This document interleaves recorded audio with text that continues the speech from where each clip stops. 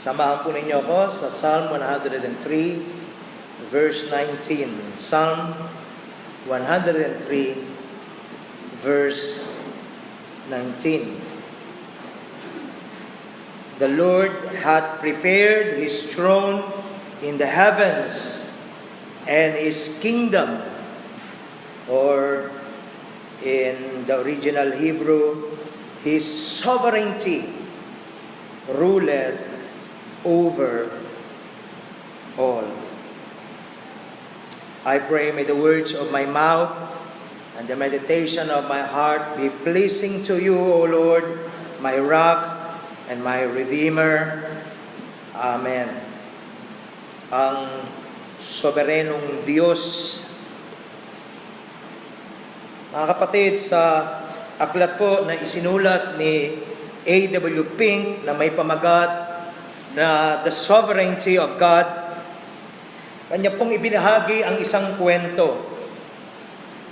Binalikan po niya ang isang pangyayari na naganap noong taong 1902 doon po sa England or Inglaterra. Si Queen Victoria ay patay na.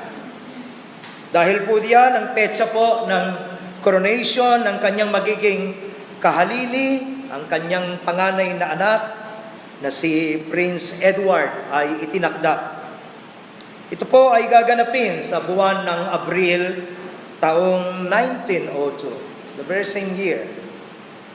Subalit, kapansin-pansin po na sa lahat ng mga pabalita o announcements at sa lahat po ng mga sulat, paanyaya o invitations, yung pong nakaugaliang ilagay na dalawang napakahalagang mga letra, yung pong letters D and V na kumakatawan sa mga salitang Deo Volente, na ang ibig sabihin ay God willing o kung luluubin ng Diyos. Yung pong dalawang mahalagang mga letra na yon ay inalis. For some reason, hindi po ito inilagay. Nagpatuloy po ang mga paghahanda at mga pagpaplano sa pinakamagarbong okasyon sa panahon na yon. Kagaya rin po ng ginagawa sa panahon natin, isang international event kapag mayroong coronation sa Great Britain. So almost the same din po yung atensyon na itinutuon dito. Natanggap po ng mga pinuno ng iba't ibang bansa ang paanyaya. May mga hari, may mga emperador, may mga mahalagang tao sa lipunan, buhat sa iba't ibang panig ng mundo ang nakagaya na dumalo. Nagkalat din po ang mga kalatas sa buong Inglaterra na ipinababatid na ang araw ng pagdiriwang ay gagawin sa Westminster Abbey. Pero muli, sa aliman po sa mga kalatas ay may nawawala. Walang mababasang Deo Volente. Alam po ninyo mga kapatid kung ano ang sunod na nangyari. Nag-intervene po ang ating Panginoong Diyos. Ang lahat po ng mga paghahanda, ang lahat po ng mga pagpaplano ay nauwi sa wala. Bakit po? Sapagkat nagkasakit po ng appendicitis si Prince Edward na sa dahilan para ma-postpone ang kanyang coronation. Hindi lang po ma-postpone ng ilang mga araw, kundi ng maraming mga buwan. Ang tanong, aksidente lamang po ba ito? Nagkataon lamang po ba ito? Ang sagot po ay hindi. Yan po ang sagot, lalo na kung tayo ay pamilyar sa ating Biblia. Walang aksidente sa ating soberenong Diyos. Narito po ang pahayag, for example, ng Lamentations chapter 3, and the verse is 37, Who is he that saith, and it cometh to pass, when the Lord commanded it not? Now this truth should humble all of us. Dapat magsilbi itong paalala sa ating lahat na hindi natin hawak ang ating buhay, hindi natin hawak ang anuman na may kinalaman sa ating buhay. Maging yung ating hininga ay hindi mo masasabing taglay mo pa ilang sandali mula ngayon. Hindi ko mo sinabi mo, hindi ko mo ginusto natin mangyayari. Palaging ang huling salita ay sa Panginoon. Dagdag pa po ng Proverbs 19:21, there are many devices in a man's heart, nevertheless, the counsel of the Lord that shall stand. Maaaring punong-puno ang ating kalendaryo, ang ating journal ng iba't ibang binabalak natin gagawin. Ang ating mga kabataan ay gagraduate pa, magtatrabaho pa, ikakasal pa, gagala pa, lilibot pa sa iba't ibang panig ng mundo. Subalit walang katiyakan kung alin dyan o anuman dyan ay magkakaroon ng kaganapan.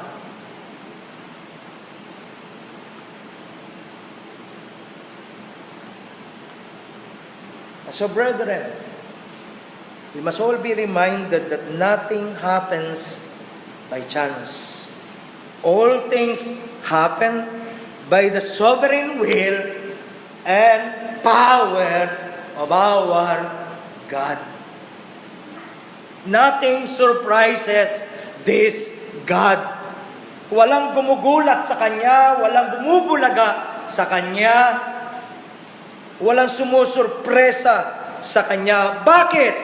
Because He was the one who planned everything. Yun yung simpleng sagot. Walang pwedeng gumulat sa ating Panginoon. Walang pwedeng sumurpresa sa Kanya sapagkat Siya mismo ang nagplano sa lahat ng mga bagay. Kahit na yung pinaka-minute detail ng mga bagay at ng mga kaganapan ay hindi lumagpas sa Diyos na ito. He is not only the sovereign God of the big things and big events and happenings, but also the sovereign God of the small details. You see, He planned everything. He planned everything, yes, even those things that might surprise us. Tayong nabibigla, pero hindi ang Diyos.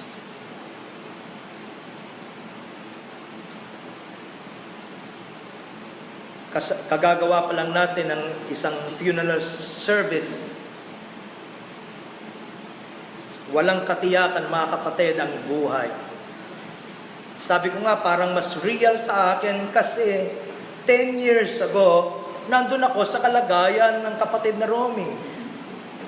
Alam ko ang ibig sabihin ng nararamdaman mo na unti-unting nauubos ang lakas sa iyong katawan. At kung bakit nagagawa kong makatayo sa inyong harapan, ay malinaw na malinaw sa akin, nagrasya lang ng Diyos. At dapat hindi lang sa akin malinaw yon. Dapat sa bawat isa sa atin, walang tuwang ang kayabangan sa unawa na hawak mo, Panginoong Diyos, ang lahat-lahat sa akin. And so everyone therefore ought to say, if the Lord will, we shall be able to do this, or we shall be able to do that. James chapter 4, verses 13 to 15. Now going back to our text, Psalm 103, verse 19. The Lord hath prepared His throne in the heavens, and His kingdom or sovereignty ruleth over all. Now, Lord here is in all caps. And as we all know, it means Yahweh. Lord means Yahweh here. And this is the personal name of God that was first revealed to Moses in Exodus chapter 3. Basahin natin. Go with me to Exodus chapter 3. And let us begin reading on verse 4.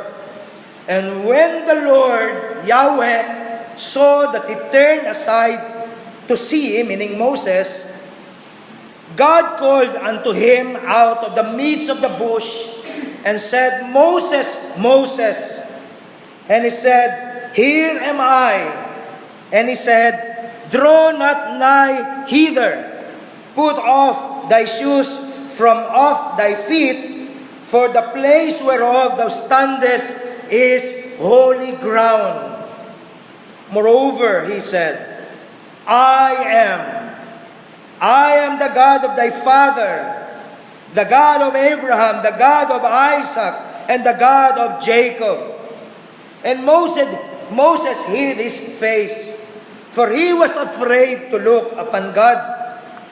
And the Lord, Yahweh said, I have surely seen the affliction of my people which are in Egypt, and have heard their cry by reason of their taskmasters, for I know their sorrows, and I am come down to deliver them out of the hand of the Egyptians.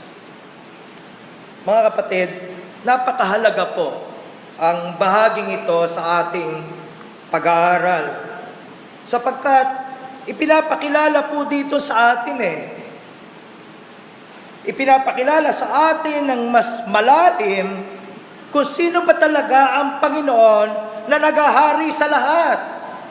Ano ang sabi muli ng ating text? The Lord, that is Yahweh, the Lord had prepared His throne in the heavens, and His kingdom ruleth over all. So mahalagang maintindihan natin, lalong-lalo na para sa ating kapayapaan at para sa ating katiwasayan, lalong-lalo na in the light of everything that is happening in the world today. Mahalagang maipaalala sa atin, is He really capable? Is He really able to run everything? To control everything? Or is He even in control? Wala kayang isang, sabi nga ni R.C. Sproul, renegade molecule? Kasi kahit isang malayang molecule o atomo, halimbawa, na labas sa kontrol ng Panginoong Diyos, ay pwedeng magdiskaril ng lahat ng bagay. Binabahagi ng kapatid na Roman na plata ng gulong ang kapatid na Joel last Sunday. So sila yung nagpalit ng gulong. Napakabait ni kapatid na Roman. Nung nakaalis na ang kapatid na Joel, tsaka niya naalala, nahigpitan ko ba yung mga tornilyo? I mean, wala na yung tao kapatid So, pwede kung mangyari sa kanya. Nag-volunteer si kapatid na Kimpi at si kapatid na Romal na ikabit yung gulong. Ang hindi na masyadong pinansin ay yung higpitan, yung tornilyo. Now, think about that. Maaring katawa-tawa, pero isipin ninyo na pwede iyong magwakas ng buhay ni Sister Ren at ni kapatid na Joel. Kung sakaling isang tornilyo lang ang labas sa kontrol ng Diyos. Nakukuha ninyo kung gaano kahalaga yung details? You see. So muli, napakahalaga po itong bahagang ito ng ating pag-aaral. Pinapakilala sa atin dito ang ating Panginoong Diyos. Pinapakilala po siya, una sa lahat, na siyang Diyos ng lahat ng mga ninuno ni Moses. Yan sabi ng talata, hindi ba? I am the God of thy father, and then the God of Abraham, the God of Isaac, and the God of Jacob. Ako yun, sabi niya.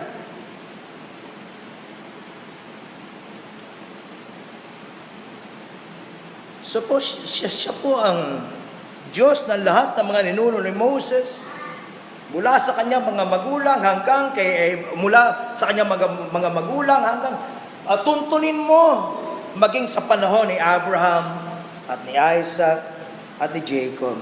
Ilang henerasyon po nasasakop noon? Ilang henerasyon po ang dumaan? Lumipas na silang lahat, subalit ang Diyos ay siya pa rin. I am the God of your father, in the same manner that I am the God of Abraham, and of Isaac, and of Jacob.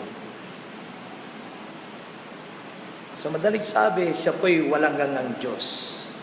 Walang hanggang Diyos, walang katapusang Diyos, hindi nagbabagong Diyos. Nagpaalam sa atin ang kapatid na Romy. Isang araw, marahil ako naman, lahat tayo ay lilipas. Maraming beses ko nang sinabi, ang main concern ko pagdating sa aking mga anak ay hindi yung magkaroon sila ng kung ano-ano mga bagay ng sanlibutan, bagamat ipagpapasalamat natin sa Diyos if the Lord bless them with material things. Pero isa lang ang prayer ko at ine-emphasize ko sa kanila hanggat pwede at hanggat kaya at hanggat may pagkakataon. Unahin mo ang Diyos, magtiwala ka sa Diyos. Yun lang po. Lilipas tayo lahat.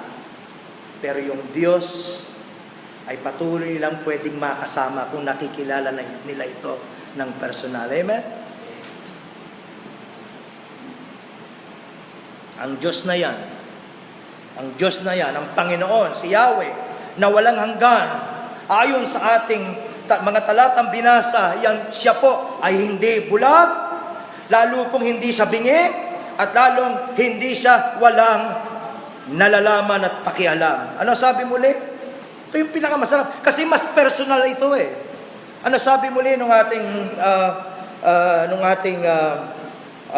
passage sa binasa sa Exodus 3? Again, doon sa verse 7, and the Lord said, I have surely sinned. Surely. Napakasarap. I have surely sinned the affliction of my people which are in Egypt, and have heard their cry by reason of their taskmasters. For I know their sorrows, and I am come down to deliver them out of the hand of the Egyptians. Yan yung tanging pwede nating ibigay na encouragement sa isang kagaya ni Sister Joanne, hindi po ba? Walang nalilingid sa Diyos. Sa dinadaanan mo ngayon, sa nararamdaman mo ngayon, nakikita ka ng Diyos, naririnig ka ng Diyos, nalalaman ng Diyos ang lahat ng mga bagay tungkol sa iyo. Nalalaman niya at may pakialam siya.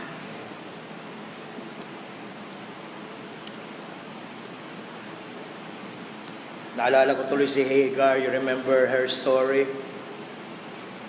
Pregnant siya with Ishmael. Tapos rejected siya. Ayaw sa kanya ni Sarah. Ayaw sa kanya ni Abraham. Pinaalis siya. Abuse siya. Despise siya. Egyptian slave siya. She was lost and alone. I mean, meron pa bang mas lulungkot sa kalagayan ganon?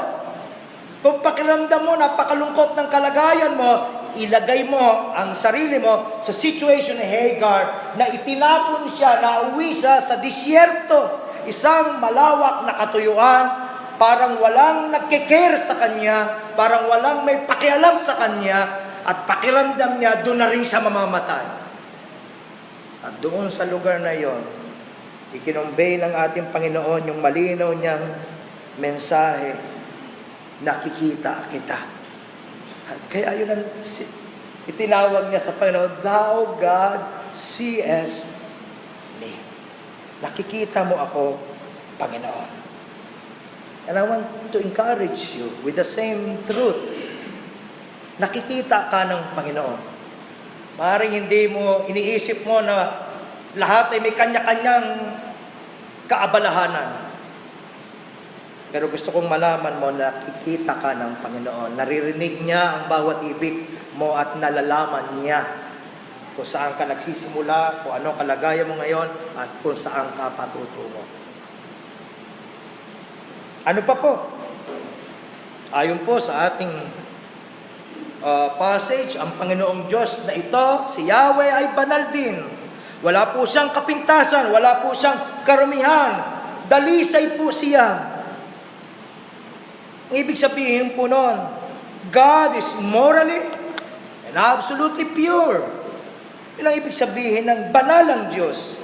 Ano muli ang sabi doon sa verse 5? And He said, Exodus 3, and He said, draw not nigh hither, put off thy shoes from off thy feet, for the place whereof thou standest is holy ground. Pero alam ninyo, hindi lang po yun ang ibig sabihin ng holiness of God.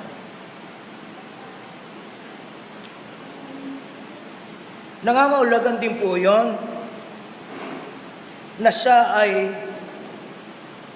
angat sa lahat.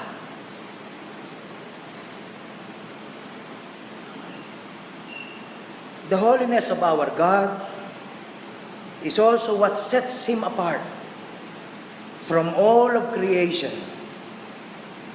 The holiness of God underscores His supreme authority over His creation.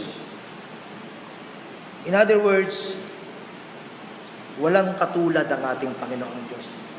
Wala po siyang kapantay, wala po siyang karibal. Walang kompetensya ang ating Panginoong Diyos. Yun po ang ibig sabihin ng banal ang Diyos. Bukod sa pagiging dalisay niya at walang anumang mantsa ng kasalanan. Ako sabi ng Isaiah 40, verses 17 and 18, all nations before Him are as nothing. They are counted to Him less than nothing and vanity. To whom then will ye liken God? Or what likeness will ye compare unto Him? Ang pinapaalalahanan niya ay ang Israel na nahalina sa ibang mga gods. So tinatawag ng Diyos, ng tunay na Diyos, ang kanilang pansin, wala akong kompetensya, wala kayong maikukumpira sa akin, bumalik kayo sa akin. Hindi nila kayang ibigay ang kaya kong ibigay. Ako lang, walang iba. At sariwa pa rin po ang paalala na yan sapagkat hanggang ngayon, sinasamba natin ang mga bagay na galing lang din sa Diyos. Bumalik tayo sa Diyos dahil yan mismo ang ikinapahamak ng bayang Israel. They serve and worship the creatures more than the Creator. Now, in light of all of these truths, what ought to be our proper response? Ano ba ang tamang tugon sa mga unawang ito tungkol sa Diyos? Napakalaki at napakadakilang Diyos na ito. Well, tignan natin ang naging tugon ni Moses sa dakilang revelation na ito ng Panginoong Diyos tungkol sa kanyang sarili. Doon sa verse 11 of Exodus 3. And Moses said unto God, who am I that I should go unto Pharaoh, and that I should bring forth the children of Israel out of Egypt? Sa gitna po ng dakilang kapahayagan ng kadiyosan ng Diyos, sa gitna po ng tila overwhelming na tagubilin, na palalayain ng Diyos ang bayang Israel sa pamamagitan ni Moses, nalula po si Moses. Natuliro si Moses, naliit si Moses. All of a sudden, nakalimutan ni Moses kung sino siya. Who am I? Hindi na siya yung dating Moses na presentado, alsado. Hindi na siya po yung dating Moses na minsan ay nag-akala na he has what it takes to become the hero of Israel, the deliverer of Israel. Kagaya ng mababasa natin sa Acts 7:25. Sa unang pagkakataon, nakita niya kung sino talaga siya sa liwanag ng kung sino ang Diyos. Nalagas ang yabang, ang kapalaluan ni Moses. At yan po ang totoo. Hindi natin magagawang makilala ng lubos at totoo ang ating sarili hangga't hindi natin nakikilala ng mas malalim ang tunay na Diyos. Humanap ka ng taong may pinakamababang loob at pwede ko nang sabihin yan ay dahil sa encounter niya with this God. Pero yung panayang palipad hangin natin sa mga na-accomplish natin, narating natin, naabot natin, mga kakilala natin, so on and so forth, I have a problem with that.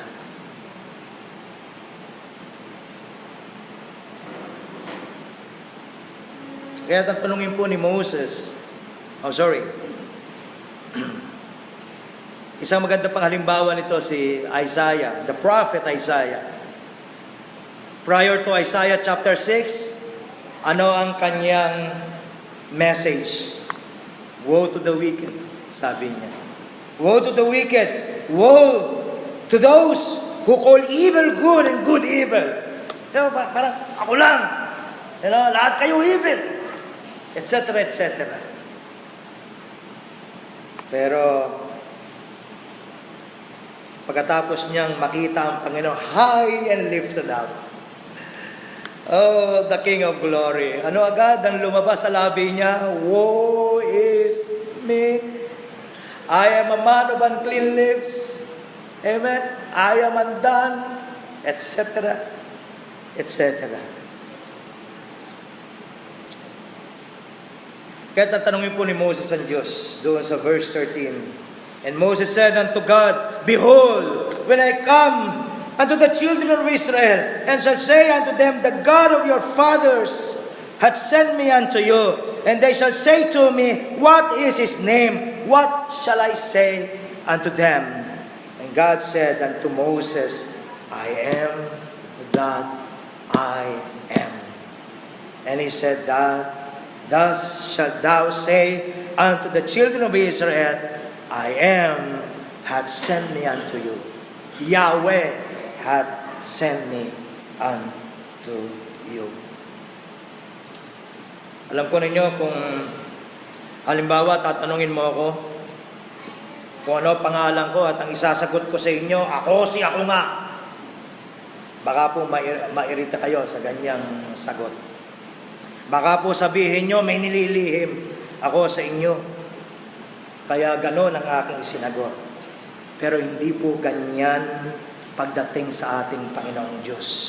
In fact, yung pong pagsasabi ng ating Panginoong Diyos na I am that I am, ang siya mismong pagpapahayag ng Diyos sa kanyang sarili sa isang espesyal, napaka-espesyal na paraan.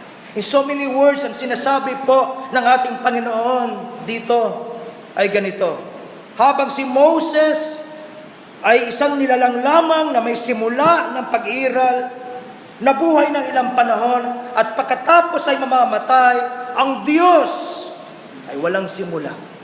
Ang Diyos ay walang katapusan. From everlasting to everlasting, Thou art God. Yun ang sinasabi niya.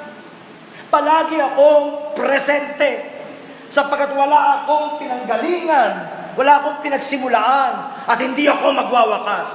Sa panahon ni Abraham, I am. Sa panahon ni Isaac, I am. Hindi ako tumatanda, hindi ako nababawasan ng lakas. Hindi ako nagbabago. Oh, mga kapatid. Naalala ko yung aking mga anak nung nakikita nila na unti-unting humihina ang aking katawan dahilan nga sa karamdaman na kagaya ng kay kapatid na Romy. Kita ko rin yung lungkot sa kanilang mga mata. At yun naman talaga pakiramdam nun na nakikita mo kung paano unti-unti nagfe-fade away ang isang mahal mo sa buhay. Hindi yun mangyayari sa ating Panginoong Diyos. Amen? Wow! From everlasting to everlasting, Thou art God. This knowledge, brothers and sisters, is meant to humble us. This knowledge is meant to bring us in awe, to lead us in awe and reverence to the rock that is much, much higher than us. Mangalun tayo sa Kanya. Sabi ng Psalm 61 verse 2. This knowledge is the foundation, the very foundation of all worship, and will be the foundation of our praise for all eternity. Dahil sa mga katotohanan ito, walang hanggang tayong makakakita ng dahilan para purihin siya. Panginoon, salamat. Hindi ka nagbabago, ikaw ay laging tapat. Kinukwento ni Tatay Soto na nakita niya ang kapatid na Romy noong mga panahong bata pa ito, nasa kasigasigan niya. At sabi ni kapatid na Romy, sapagkat star player dito sa Baliwag, basketball player, yung ating mga kabataan, I understand na meron kayong regular basketball schedule. Magandang paalala ito maging sa inyo na napakamatipuno ni kapatid na Romeo. Wala siyang inuurungan pagdating sa basketball court. Pero nawala na yung gilas na yun. At ganun din sa bawat isa sa inyo. You see, ang Diyos lang ang hindi nagbabago. At pag mahina ka na, pagka hindi mo na kayang asahan ang lakas mo, pagka hindi mo na kayang asahan ang talino mo, pag hindi mo na kayang asahan ang kahit anong dating ipinagmamalaki mo, sana, nawa, galing ka nito sa Diyos. Pero I hope, hindi pagka mahina ka na lang, kundi ngayong malakas ka, kilalanin mo, yung lakas ko ay hindi akin, kundi pahiram ng Diyos. What's the proper response? Well, sabi po nung context sa ating passage, Psalm 103, ano po sabi doon sa verse 20? Since God, brothers and sisters, is sovereign, sabi, let the angels bless, let the angels praise Him. Since God is sovereign, let the heavenly host bless Him. Pero huwag tayo makontento ng ganun lang. When we worship collectively, umaawit tayong sama-sama. Great is thy faithfulness. Huwag kang makontento ng ganun lang. Nagbubuka ka lang ng bibig. Nawa mangyari sa inyo, sa atin, ito personal. Since God, since Yahweh is sovereign, let our soul, let my soul, bless the Lord, my soul. Maging personal, nawa ito sa atin. I was just reminded by what R.C. Sproul once said, and I quote, theology must always end in doxology, the joyful praise of our Creator. Otherwise, we have not truly studied the things of God. Kung pagkatapos mong marinig ang lahat ng ito, mas mahalaga pa rin ang pera mo, mas mahalaga pa rin ang schedule mo, mas mahalaga pa rin ang trabaho mo, mas mahalaga pa rin ang pamilya mo, na mismo yung mark, yung target. Dahil ang target dapat dalhin nito tayo sa isang humble na pagkilala at pagsamba at determination, resolve. Panginoon, ikaw lang at ikaw lang ang pagpapahalagan ko ng higit sa lahat at sa iyo lang ako makikinig at susunod. Amen? Bless the Lord, O my soul. But you cannot worship a God you do not know. Amen? Oh, magpakilala nawa ang Panginoong Diyos sa bawat isa sa atin. Well, brothers and sisters, do you have a high view of God? Or is your God too small?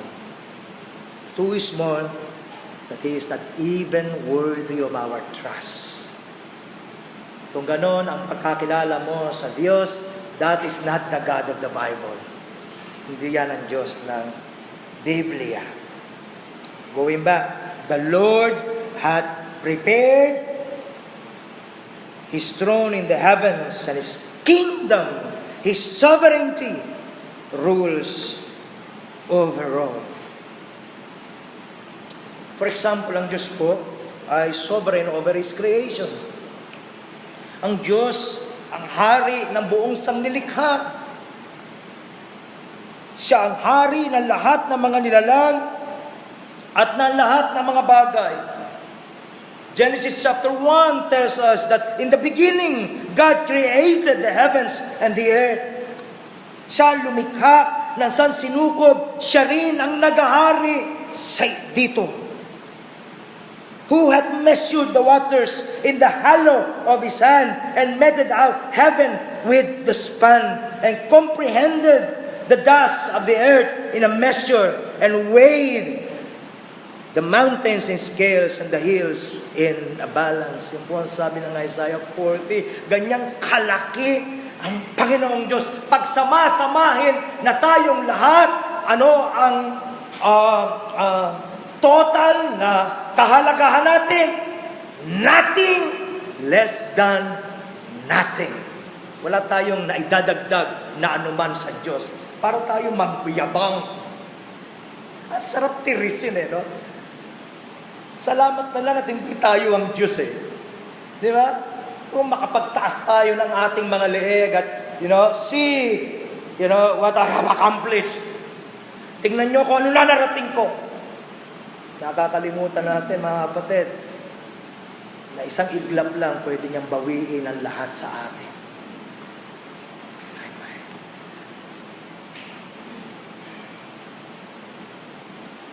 Mas mahirap marahil unawain itong katotohanan ito sa gitna ng mga trahedya. Sovereign talaga ba ang Diyos? Paano yung mga trahedya na nasasaksihan natin, nararanasan mismo natin?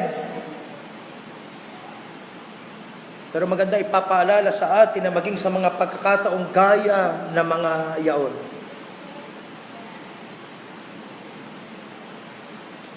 Na patuloy siyang nakaupo doon sa kanyang trono. Hindi niya ito binabakante. Ang sabi po ng iba, pagdating sa mga sakuna, pagdating po sa mga mapinsalang dilubyo, yan wika ay acts of nature, hindi acts of God. Marahil po ang layunin ng ganitong pangangatwiran ay upang iabsuelto ang Diyos mula sa mga pangit at marahil nasty na mga paratang. Pero alam ninyo, unapologetic ang Biblia pagdating dyan. Hindi ganyan ang attitude ng Biblia pagdating sa usapin ng sovereignty of God over His creation. Isa sa mga bahagi po ng Biblia, malinaw ito Halimbawa, doon po sa book of Jonah. Sa chapter 1, verse 4, ano po ang sabi? But the Lord sent out a great wind into the sea, and there was a mighty tempest into the sea, so that the ship was like to be broken. Yung malaking unos sa gitna ng dagat sa panahon ni Jonah, you all know the story. Sino nagpadala nun? Ang Diyos. Sa chapter 1 verse 17, now the Lord had prepared a great fish to swallow up Jonah, and Jonah was in the belly of the fish 3 days and 3 nights. No more, no less. Kung kailan siya gusto ng Diyos na nandoon, doon siya doroon. Sino ang nasa likod ng lahat ng yon? It was the Lord who had prepared that great fish. To be exact, 1 year and 7 months ako na nagdadialysis. Sino nagsabi nun? Ang Diyos. Sino nagtalaga nun? Ang Diyos. Anong gagawin mo? Anong gagawin ko? Habang nandun ako sa mga panahon na yon, ang kilalanin, ang karapatan, ang kapangyarihan ng Diyos. Ang sasambahin siya, maging sa panahon ng aking kadalamatian. Yun ang tamang response. And that's precisely what Jonah did. You see. Kaya ano nangyari? Jonah 2:10. And the Lord spake out of the fish, and it vomited out Jonah. Kailan lang nakalabas? Hindi kung kailan mo gusto. Kailan lang? The Lord spake unto the fish, and it vomited out Jonah. Nung nakalabas na siya sa tiyan ng great fish, ano ginawa ng Panginoon? Doon sa chapter 4 of Jonah, verse 6, and the Lord God prepared a gourd, a plant, and made it to come up over Jonah, that it might be a shadow over his head. Thank you, Lord, sa shade na dala ng gourd. Kagaya ng bawat isa sa atin. Salamat sa sabbatical rest, halimbawa. Habang nagpapakuha ka doon sa tawid sa Boracay o sa Siargao. Oh, thank you, Lord. Hindi masama yun. In fact, we encourage that. Kung sinasabi ng katawan mo that you need some break, by all means, sige.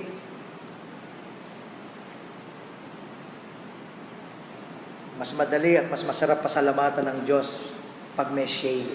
Amen? Eto, malungkot. Yung Diyos na nagbigay ng shade, nagpasya na tanggalin yung shade na dala noong gourd. Doon sa chapter 4, verse 7, but God prepared a worm when the morning rose the next day, and it smote the gourd that it withered. Sa maloob ni Jonah, nung tinanggal yun, patayin mo na lang kaya ako. Ano pa dahilan para ako mabuhay? Tinanggal nyo na po yung trabaho ko. Kinuha nyo na po yung pinakamamahal kong asawa. Lord, bakit sa lahat naman? Bakit yung tuta ko pa? Etc., etc. You see.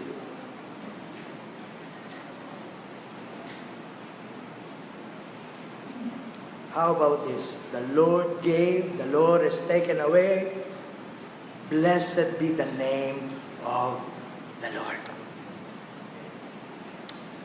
Ang pwede lang magsabi niyan, yung komportable sa unawa, Panginoon, lahat ng kung sino ako at meron ako dahil lang sa iyo.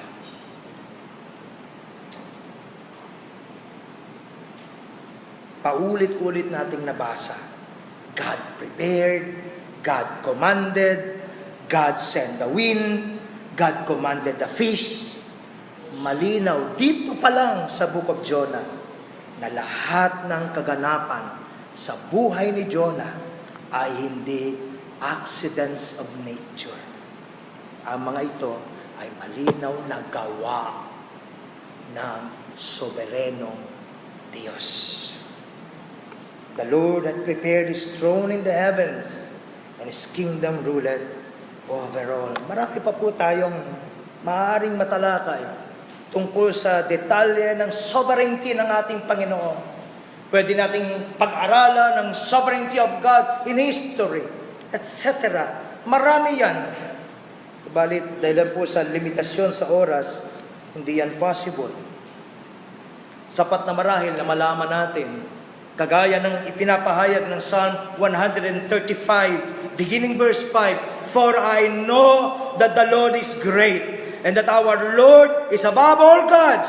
Whatsoever the Lord pleased, that did He in heaven and in earth, in the seas, and in all deep places." So be it, Lord. Amen, Lord. Ikaw ang may control, hindi ako.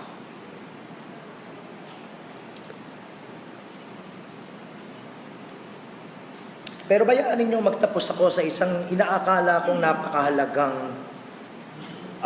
punto na dapat nating bigyan ng pansin.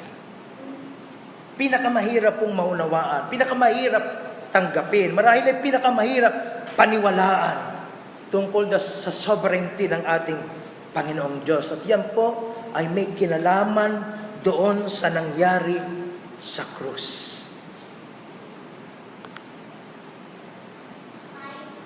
Yung dako po ng kahihiyan, yung dako kung saan ang ating Panginoong Hesus ay hinubaran. Ang hirap mong pag-i-reconcile. Papaanong yung Diyos na hari ng mga hari at Panginoon ng mga Panginoon? Paano nangyari na siya ay mananahan sa gitna natin? At pagkatapos, ang naging dulo niya, siya ay luluraan, siya ay sasaktan, siya ay papatayin.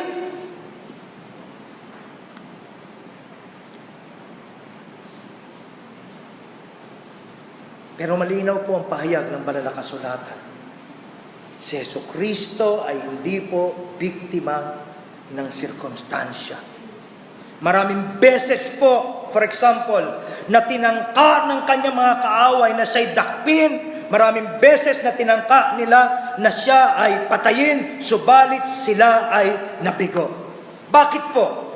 Sapagat hindi pa iyon ang itinakdang oras. Nino po? Ng Diyos din. Halimbawa dito sa John chapter 7 and the verses 30, "Then they sought to take him, but no man laid hands on him." Ano yung tanging reason na ibinigay? No man laid hands on him because his hour was not yet come. Going back, kasi sariwan-sariwa sa akin yung ganap kay kapatid na Romy. Alam po ninyo, nung unang-una kong nalaman na sinabi ng doktor na meron po kayong chronic kidney disease. Irreversible na po iyang situation niyo. Hindi po gumagaling ang kidney na bumigay na. Naalala ko pa po ang unang-una kong ipinost sa Facebook. Wala akong kamatayan hanggat hindi sinasabi ng Panginoon na oras ko na. Yung po yung unang-una kong, I was trying to encourage myself. Sapagkat alam ko na ito ay nakamamatay na karamdaman. Pero totoo yun. Totoo yun. Kagaya ng ating pinag-aaralan ngayon. Muli, si Jesus Christ ay hindi biktima ng sirkumstansya. Hawak niya ang bawat sandali at ang bawat nangyayari. Mga kapatid, siya po ang hari ng mga hari at Panginoon ng mga Panginoon habang siya ay nakapako doon sa krus. Amen? Wala pong kumuha ng buhay niya, ibinigay niya ito. May kapangyarihan siyang ibigay, may makapangyarihan siyang pwedeng babawiin niya muli.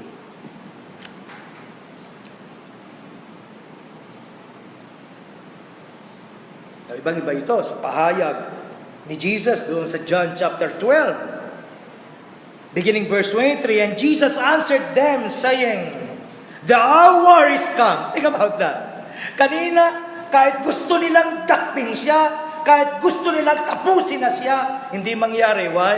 Hindi pa oras na itinakda ng Diyos.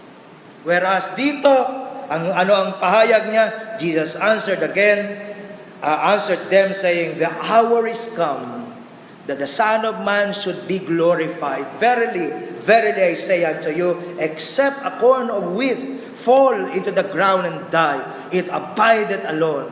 But if it die, it bringeth forth much fruit. Kaya di po nakapagtataka na nang ang mga kawal mula sa Sanhedrin ay dumating upang dakpin po siya. Hindi po nag-resist ang ating Panginoong Hesus. Hindi dahil wala siyang magawa, hindi dahil na-corner na siya, hindi dahil na-overwhelm siya ng mas malakas na puwersa. Hindi po. Hindi siya nag-resist sapagkat nalalaman niyang ito'y bahagi ng plano ng Diyos. John chapter 18 and the verses 4. At yan mismo ang ipinapahayag sa atin sa Acts, hindi ba? Familiar passages to us. For example, Acts chapter 2, beginning verse 22, Ye men of Israel, hear these words, Jesus of Nazareth, a man approved of God among you by miracles and wonders and signs which God did by him in the midst of you, as ye yourselves also know. Him being delivered by the determinate counsel and foreknowledge of God, ye have taken, and by wicked hands have crucified and slain, whom God had raised up, having loosed the pains of death, because it was not possible that he should be holden of it. Acts chapter 4, verse 26. The kings of the earth stood up. The rulers were gathered together against the Lord and against his Christ. For of a truth, against thy holy child Jesus, whom thou hast anointed, both Herod and Pontius Pilate, with the Gentiles and the people of Israel, were gathered together. Para ano lang? Para ano lang? No more, no less. Para ano lang? Walang lumagpas. Para ano lang? For to do. They have gathered together to do whatsoever thy hand, amen, and thy counsel determined before to be done. Amen? Hindi ba nagdadala yan ng comfort sa atin? Marami tayong takot eh. Alam ng mga anak ko yan. Pagka wala pa, saan ka na? Ba't nakalimutan mo na mag-message? Dito po, sabihin mo, pagka nakauwi ka na, hindi magsasabi. Nasaan ka na? Inising niyo po ako, tutulog na po ako eh. Nasa dorm na po ako, etc., etc. Bakit? Nag-aalala ka. Pero ang totoo nun, wala kang ipag-aalala. Dahil hindi mo naman kayang hawakan ng anuman. Pero hawak niya. Di ba yung kanta natin? He's got the whole world in his hand. Amen? Brothers and sisters, the death of our Lord Jesus Christ was designed. It was no accident. It was no fluke of history, sabi ni John Piper. It was no mere result of unchecked mob violence. His death was intentional. It was divinely intended from the beginning of time. Wow! Dumating po ang ating Panginoon. He came, He entered into this sin-sick, fallen world, not only to make salvation possible, but to make salvation sure. Ano sabi ng Romans 5:8? God commends His love toward us, or God demonstrates His love toward us in that while we were yet sinners, Christ died for us. Yun po yun. Kailangan niyang mamatay dahil makasalanan tayo. Yun ang dahilan bakit hindi siya bumaba doon sa krus. pwede niyang gagawin. Pero kailangan niyang manatili doon sa krus hanggang sa kanyang huling hininga upang malubos ang ating katubusan. Kung meron may isang bagay na dapat klaro na hindi mo pwedeng isisisi sa Diyos, hindi siya distant God. Dahil lumapit siya sa atin. Nanahan siya sa gitna natin. Niramdam niya, niranas niya yung sakit, yung hirap na nararanasan natin. Naintindihan ba natin yun? Ilan sa inyo maselan? Di ba, minsan chinecheck mo pa, okay, minsan pa lang eh. Okay ba yung siya sa gasoline station? Iyak. Wag na lang, magpigil na lang ako ng ihi. Marumi eh. Ang sela natin, di ba? Pero isipin ninyo, isang Diyos na dalisay, purong-puro, banal, dwelling in the light which no man can approach unto, mananahan sa gitna. Yun yung sabi nga ng mga millennials, shucks. Ay, shucks. Nagawa yun ng Diyos. Yes. Yes. Para sa ating kaligtasan. He is despised and rejected a man of sorrow and acquainted with grief, and we hid as if it were our faces from him. He was despised and we esteemed him not. Surely he had borne our griefs and carried our sorrows, yet we did esteem him stricken, smitten of God, and afflicted. He was wounded for our transgressions, he was bruised for our iniquities. The chastisement of our peace was upon him, and with his stripes we are healed. Oo, nabubuhay po tayo sa isang mundo ng kawalang pag-asa, miserable, mundo kung saan tunay at realidad ang kalungkutan. Pero salamat sa Diyos dahil sa kanyang ginawa doon sa krus. Bahagi ng kanyang matalinong plano. Hindi mo kinakailangan danasin yan ng walang katapusan. Iyon ang pag-asa na meron ang bawat isang nakakakilala sa ating soberenong Diyos. Oo, pumasok ang kasalanan, nagtala ng maraming pain sa buhay natin. Pero salamat sa Diyos, ang Diyos na ito ang nagdala ng solusyon sa pinakamapait na sakit na pwede nating maranasan. Ang pag-asa mo ba ay nakalaga sa Kanya? Amen. Yes.